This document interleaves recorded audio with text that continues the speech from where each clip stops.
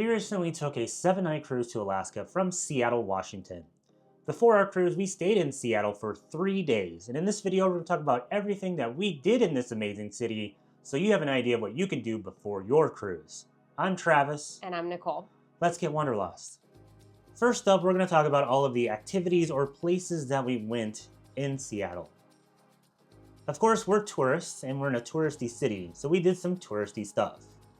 We purchased the City Pass on the Working Advantage website and spent about $110 per person for this pass. The City Pass allows you to go to some of the touristy areas like the Seattle Aquarium, the Space Needle, and a few other museums and stuff, all for one price rather than paying the different admission for every single place you want to go to.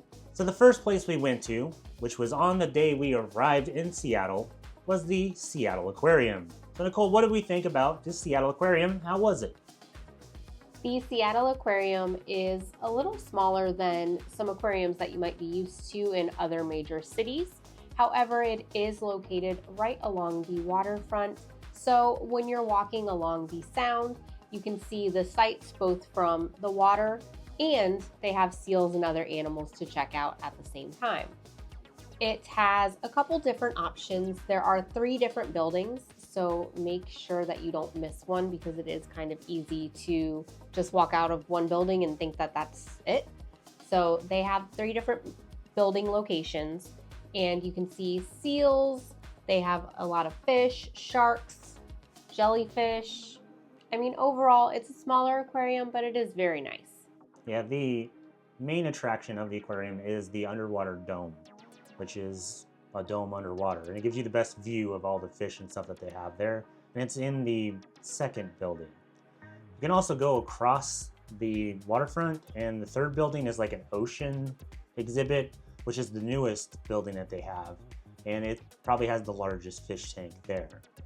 My favorite part was the seals. They had some harbor seals on display that were pretty cool, and the otters. The otters were hilarious. Overall, the Seattle Aquarium is a fun experience, even though it is kind of small. You may have also seen the Seattle Aquarium on the TV show The Last of Us, if you're caught up on season 2. I guess that's just a random fact. But we liked it, we enjoyed it, and our family went there after the cruise as well. So I think it's a good idea for Seattle, even though it's probably not as good as like the Georgia Aquarium or the Monterey Bay Aquarium. It's still good, we liked it. The next day, we decided to go over to Seattle Center, which is where the World Expo took place all those years ago. And part of that, we took the monorail over to Seattle Center from the Pike's Place area. And if you didn't know Seattle has a monorail, well, I just told you, or if you watched our planning video, you would have found out then too. The monorail is about $8. It is the original monorail from when it first opened. And it's an all-WEG monorail, and it's kind of cool. It's only a couple miles long, and it doesn't go anywhere else except Seattle Center and the mall that is the main station, I guess. But I thought it was a really cool experience, and how often can you say that you were on a monorail that wasn't at Disney? So do that if you're going to go from Pike Place to Seattle Center. Once we got to City Center, we were there because we had reservations for the Space Needle. Last time we were in Seattle, we went to the Space Needle, checked it out, but we did not actually go inside. And so since we had the City Pass, this time we had a reservation to go up to the top of the Space Needle. And with the City Pass, you are required to make a reservation. If you purchase tickets directly there, they will give you a reservation time, which depending on how busy it is, could be much later in the day, and then you might find yourself with nothing to do until that time frame. So I would definitely make a reservation in advance because it was fairly busy, and the line to get inside, even with a reservation time, was probably about an hour. 45 minutes. 45 minutes to an hour waiting, because obviously you have to go up in elevators and only so many people can fit at a time. So it does take a little bit of time, and I would recommend planning in advance. But overall, it was super cool. It was really interesting to be able to kind of see the history of the Space Needle, how it was built, and then actually be able to go out on the observation deck and see the entire city from all angles. Yeah, it gives a great view of the city of Seattle and the sound that's there. You can see for miles and miles. And we had a clear day, which was awesome with great weather. The top floor is the outside observation deck. There's also a restaurant or like a little kiosk there to buy some food. And then when you go down below on the bottom floor, it's a rotating observation area where it has a glass floor and basically rotates around the entire Space Needle. If you're afraid of heights, just be aware that the floor is glass. You're not going to fall through it, don't worry. But it does give you a unique experience and a unique view straight down in the Seattle Center. There's a bar there as well that rotates with the floor. I loved it. I had been wanting to go to the Space Needle since I was a kid, and all of the times that my family went to Seattle, we never did it. And this opportunity to do this with Nicole was a highlight of the trip for me, in my opinion. I loved it, even though Nicole's afraid of heights. After we were down from the Space Needle, we went to another exhibit in the Seattle Center, which is part of the City Pass, and that is the Chahulie Garden and Glass. This is a really cool art exhibit where the artist Chahulie does blown glass, and he makes really cool, really intricate pieces of art, and they take up entire rooms. And it was incredible, in my opinion. This is a place, if you like art, or if you like unique styles of art, somewhere you should definitely go.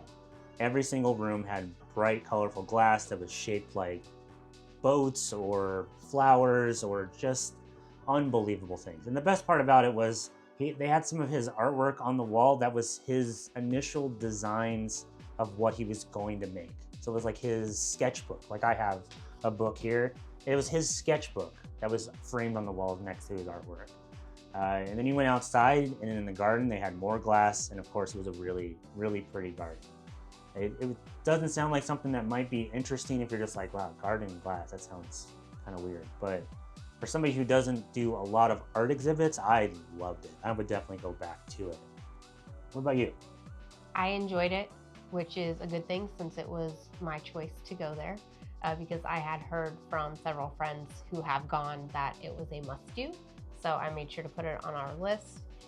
We really like to watch the show Blown Away, which is a blown glass competition show.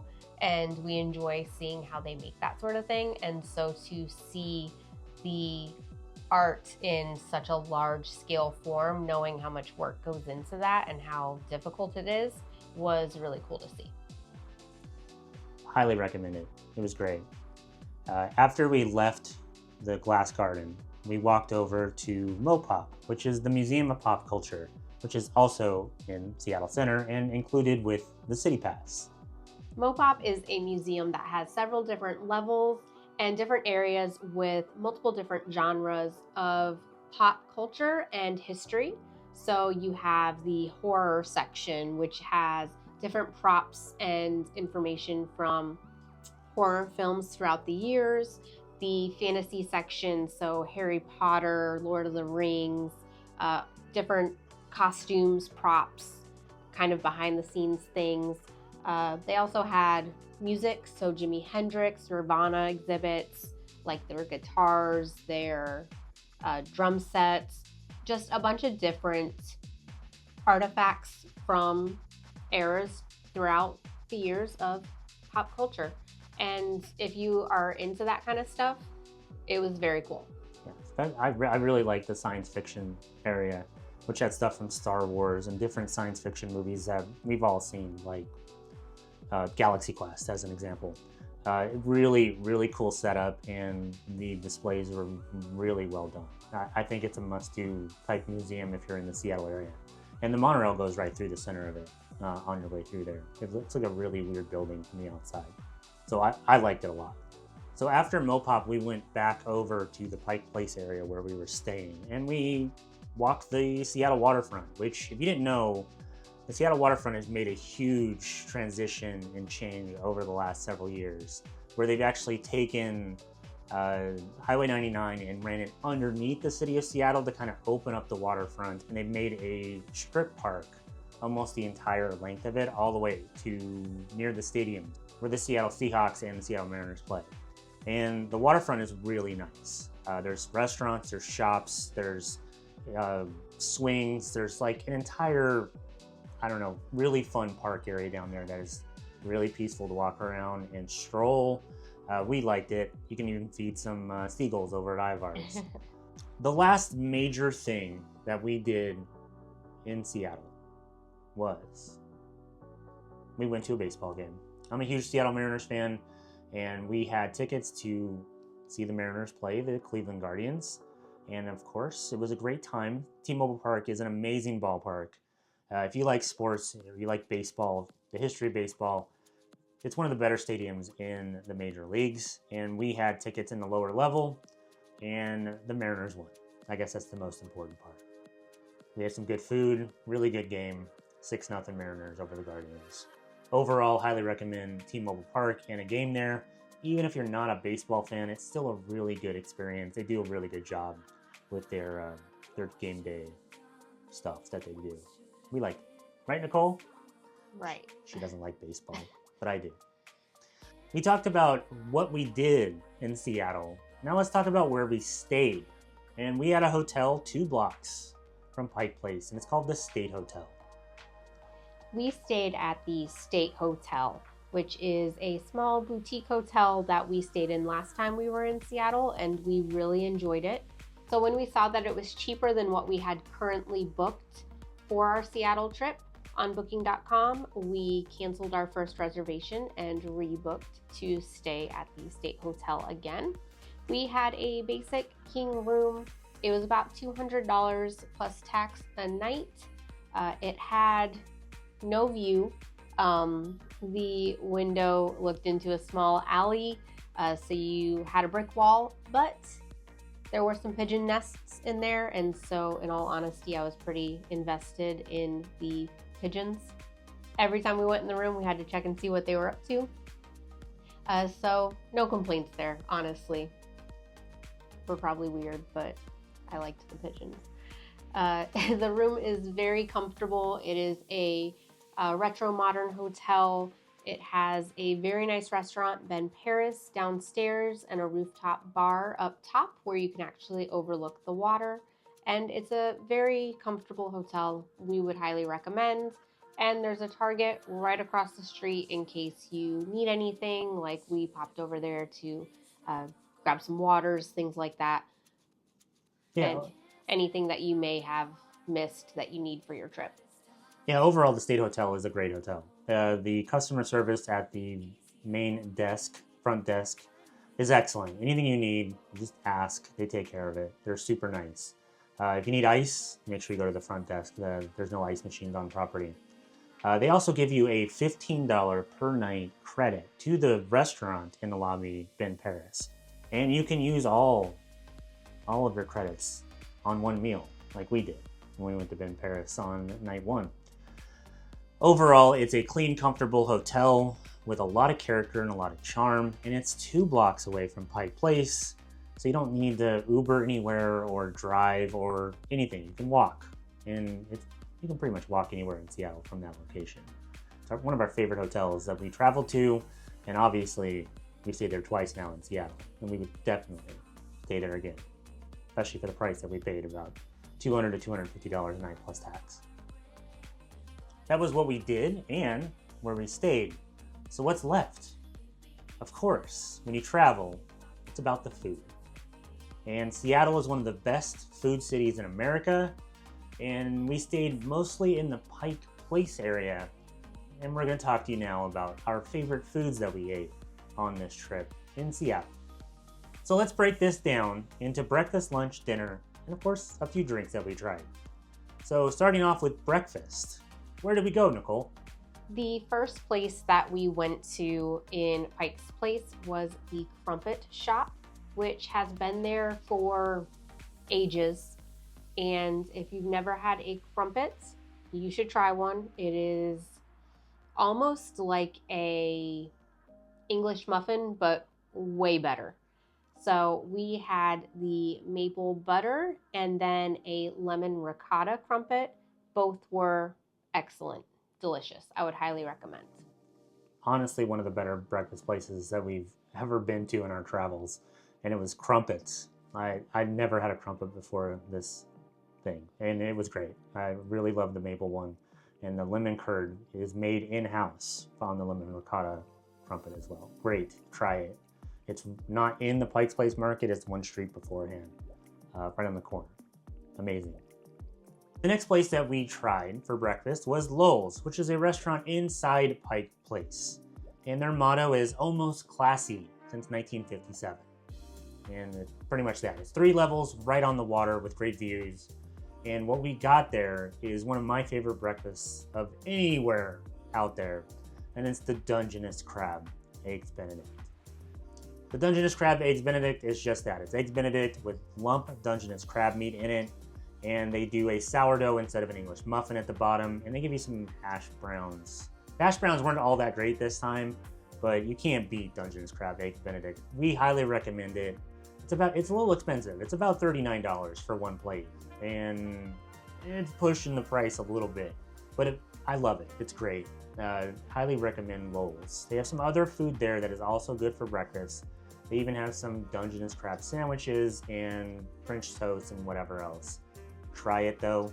There was a line at open, and the line is there for a reason. The food is really good at Lowell's. Another breakfast place that we really enjoyed, we actually went there for breakfast and for desserts at one point. It is La Peniere Bakery. They had fantastic croissants. The almond croissant was one of the best that I've had in quite a while. And they also had some really good coffee. I enjoyed the macaroons we got. We went back several times, and obviously it's because we enjoyed it. So I would highly recommend stopping in there and getting yourself a pastry. Yeah, they have a ton of pastries, from cookies to croissants and everything in between. Almost everything is worth trying. We had a lot from La Peniere. Definitely try it for breakfast. There's always a line there. But if you go later in the day, the line shortens a lot. You can walk first thing in the morning. Yeah, first thing. We got there super early after we ate at Lowell's. The last of the breakfast places that we went to was a famous Pike Place place. It's called Proski, which is a Russian bakery. What did we get there, Nicole? So we got several items from there, 2 of which are kind of on the must-try list. Whenever anyone talks about Proski, they always talk about the smoked salmon pate, and then they talk about the cinnamon cardamom roll. So we did get both of those. Travis, what did you think of them? I like salmon a lot. There's a lot of salmon in the pate, but I liked it. I ate half of it in one setting and half of it in another. It's definitely worth getting. And the cinnamon cardamom roll, which I can't pronounce, was also very good. I think that was better than the salmon overall. Yeah, the salmon one was not for me, but that's okay. I myself got an almond Danish type thing, and then an orange and cream roll, and that was actually really good. Yeah, they have a lot of stuff that's seasonal on their menu, so make sure you check it out when you go there. It's a Russian bakery. It's kind of hard to pronounce or describe some of the stuff that they have because they have both savory and sweet bakery items. Try a little bit of everything. It was really good. We bought a lot of stuff from Proski. Now let's talk about the next most important meal of the day, lunch, because I'm always hungry. The first place we went to for lunch was Ivars, which is a fast food seafood place right on the Seattle Waterfront. We ordered the coconut shrimp, the fish and chips, the clam chowder, and of course, an iced tea. Overall, I really liked Ivars. Even my brother, who went there after we had already gone home, said Ivars was pretty good. It's fast food, so don't expect like Gordon Ramsay's fish and chips, but it's still really good. I enjoyed the fries. The coconut shrimp were excellent, and they had some good sauces to go with them. If you're looking for something quick and not something that's not too expensive, Ivars is definitely worth a visit. I would go back there first thing as soon as we got back to Seattle again. And the best part about Ivars is they let you feed the seagulls. So take your extra French fries, go behind the restaurant, and then play catch with some seagulls and see how many they can catch without dropping them. We may have done that. The next lunch spot that we went to is Beecher's Cheese, which is a famous shop in Pike's Place. You can even get their products in some of your local grocery stores, so you might have seen those there as well. We got the Bretzel, which is a pretzel with Beecher's cheese, garlic, and herbs on it. It was excellent. And then we each got a sandwich. I got the tuna melt. Travis got the flagship. I will say the tuna melt was good, but the flagship was better. So if you're between the two, go with the flagship grilled cheese. If you love cheese, Beecher's is the place to go. They sell cheese curds, they sell mac and cheese. You can even watch them make their own cheese there. They make it on site. Overall, it's really good. I love sourdough, and the bread that they use is excellent. Highly recommend Beecher's. And if you aren't in Seattle, just go to your grocery store and get some of their frozen mac and cheese or lasagna, or their chips. They actually sell chips and crackers in some grocery stores as well. From there, we went over to Pike Place Chowder, which is a clam chowder place over in the Post Alley area. And I love clam chowder. And the clam chowder from Pike Place Chowder is something that I think about all the time. It's really good. I actually took my sandwich from Beecher's and dipped it into my clam chowder. Don't give me that face. It was really good. Overall, Pike Place Chowder is a can't miss inside Post Alley, especially if you love clam chowder. You can get it in the bread bowl or you can just get it in a cup. But overall, it's worth the money, and it's something that you should not miss out on. They're only open 11 to 5, so get there early. And as a tip, if you don't want to wait in line, because the line does get long, do mobile ordering on their website and just pick it up, because it's way quicker. We did that and it only took 5 minutes rather than waiting in a 30, 40-minute line. It was worth it. Yep. When you do mobile order, that does mean that you won't be able to eat inside the restaurant. So you will have to take your food to go. That is the one caveat to that. However, there are plenty of benches in the Pike's Place area, so you can easily go find a spot to eat. And like Travis said, the line was very long, so this was a much quicker option. And also, just so you know, most of these things were throughout the 3 days we were in Seattle. We did not have 3 breakfasts, 3 lunches, and 3 dinners all in one day. We could have. Except for Pike's Place Chowder and Beecher's. That was a double lunch. Yep. Let's talk about a few drinks before we talk about dinner, because Nicole loves coffee. Which coffee places did we go to in Pike Place, Nicole? Why do you say I love coffee? Because you always have one with a lot of shots in it. So we actually foregoed the traditional first Starbucks experience in Seattle because, one, we've already done it. We did that the very first time we went to Seattle. And 2, you can get Starbucks anywhere. So it's not anything super special. The old building is kind of cool, but the drinks that they serve are the same as anywhere else. And the line was really long. It was always long. Yes, that is very true. So I did get several coffees from the French bakery, La Peniere. Those were pretty good, actually. Ghost Alley Coffee is over right next to the gum wall. Excellent coffee there. I would recommend that. And then we also went to Anchorhead Coffee, which is a little bit further down. It's not necessarily in Pike's Place. And it was actually really good. I got a Honey Bunches of Oats flavored coffee there. Pretty good. But Ghost Alley is right in the center of everything. So if you're looking for a coffee when you're in Pike's Place, that would be the one that I would recommend. I don't drink coffee. I think coffee tastes like dirt. But I do like ginger ales and all that stuff. And there's a drink shop over in Post Alley next to Pike Place Chowder called Rachel's Ginger Beer. And we went there a couple times for me, and I recommend it a lot. It's very good. The first time I don't remember, so Nicole's gonna look at the menu. It was a vanilla passion fruit. There we go, vanilla passion fruit. Very good. And the second time, Nicole's gonna also tell us what we ordered. I believe you got the specialty, which was like a cherry mango. Yes, that sounds I want right. to say. But every drink that I got from Rachel's Ginger Beer was excellent. It is like a healthy soda, or at least it comes off as a healthy soda. It's a little expensive, about $8, $9 for a cup of it, but I would go there over and over and over again. It was one of my favorite places we went to the first time we were there together, and we had to go there multiple times this time. So Rachel's Ginger Beer right in Post Alley of Pike Place is worth a visit. Now let's talk about dinner. We did go to a couple different places for dinner, and we had eaten a lot of food, so I don't know if we ate that much at dinner. The first place we went to was in our hotel. We mentioned it earlier. It's Ben Paris. And the cool thing is, because we were staying 3 nights at the State Hotel, we got 3 $15 discounts, which was $45 off of our meal. I will take that every day of the week. We went there for happy hour, which is like an early dinner, and we ordered the Wagyu sliders. And Nicole, what did you get? I got a spicy chicken sandwich. We also got the Hush Puppies. The food was really good. It was a lot of food for happy hour as well. I could not eat everything that we ordered.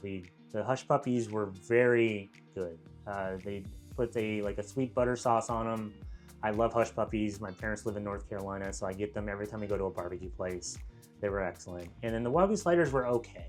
I probably should have just ordered the regular hamburger, but I was trying to go light since we had been going hard on all the food, and I kind of should have just ordered the regular hamburger. But overall, it was decent. It was good.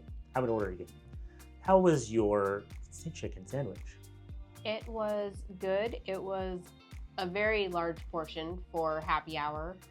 For $8, I definitely thought it was going to be a lot smaller, so I ate like maybe a quarter of it. But we were lucky enough that since we could use all of our stay credits on one meal, I mean, it was like a $15 dinner, so yeah, no complaints. I think after all discounts, it came down to $10 plus tip, which I'll take every day of the week.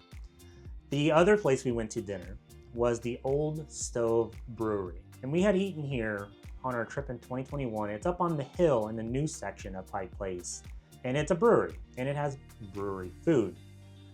What did we order there, Nicole? At the brewery, we ordered pretzel bites, the classic fish and chips with garlic parmesan fries, and then teriyaki chicken wings. I thought the fish and chips were excellent. I really enjoyed them. Pretzel bites were solid, and Travis enjoyed the wings too. Yeah, they were. Overall, I think the Old Stove Brewery does a very good job with bar food, and you can get a ton of different beers and other alcoholic drinks there as well. It's a little expensive for what it is, but you got a great view of Puget Sound and the entire waterfront from there, and it's a really good experience. We liked it. There's a reason why we went back after trying it back in 2021. If you're looking for a quick dinner, run up the hill to Old Stove. Just know during certain times, like on the weekends, it does get very busy. So put your name in and then go for a walk and come back. It's worth the experience, in my opinion. We did try another breakfast place, and it was called Honest Biscuits, which is right next to the Old Stove Brewery. You like classic homemade Southern style biscuits. They have a bunch of different flavors, like the Beecher's cheese, which was a Southern style biscuit full of Beecher's cheese. It was excellent. And then you got which one? The strawberry vanilla. So it was a biscuit with strawberries baked inside and then a vanilla glaze on top. Yeah. I forgot all about this place because we went to it right before we got on the cruise ship, and hers reminded me of a really good, the best version of a Bowberry biscuit from Bojangles. Amazing. Everything's homemade. They're a little expensive, but we liked it a lot. So that's all the food we ate, and we also talked about where we stayed and all the stuff we did in Seattle. I love Seattle. It's one of my most favorite cities in this country, and it's a place that I think everybody should visit at least once and just go crazy and do the touristy stuff. If you have any questions about the stuff we did in Seattle, or if you have some of your favorite things that you like to do in Seattle besides root for the Mariners, leave those in the comment section below. If you would like to support our channel, and you like this video, make sure you like this video and subscribe to our channel for more. If you need us, we're going right back to Pike Place, and we're gonna stuff our faces because the food there is so good. I'm Travis. And I'm Nicole. Thanks so much for watching.